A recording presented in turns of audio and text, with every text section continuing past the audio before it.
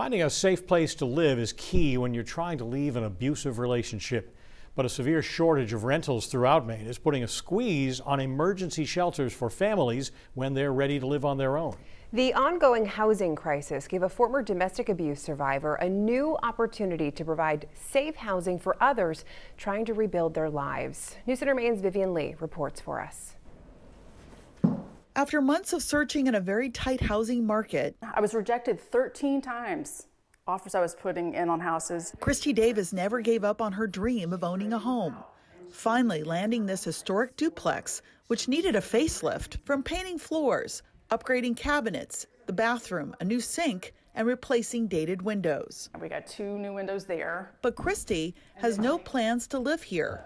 The journey to home ownership took an unexpected turn. I want to give somebody a good start and a stable life and get their kids on track in a stable life. Christy got approved through the Maine Housing Authority to accept tenants who receive government rental assistance through the Section 8 program. One of the apartments is rented out to a mom and 3 children who needed a fresh start after escaping from domestic abuse. Another family will be moving into the space very soon. 9 years ago, Christy fled an abusive marriage with her 2 youngest daughters, Molly and Anna. And I know the stress that these moms are going through, looking for housing. And some people lose their jobs. You know, I lost my source of income. Christy is providing housing for 2 families living at the emergency shelter run by Caring Unlimited, which provides support and safety planning services to anyone impacted by domestic violence.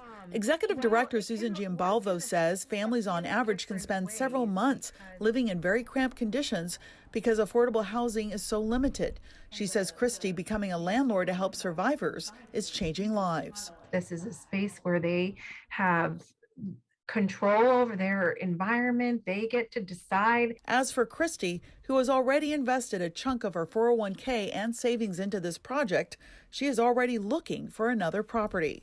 Figuring out how to do it again. Like, how do I get that down payment money? To help more survivors break free of a violent past into a new beginning with their children by their side. Vivian Lee, News Center, Maine.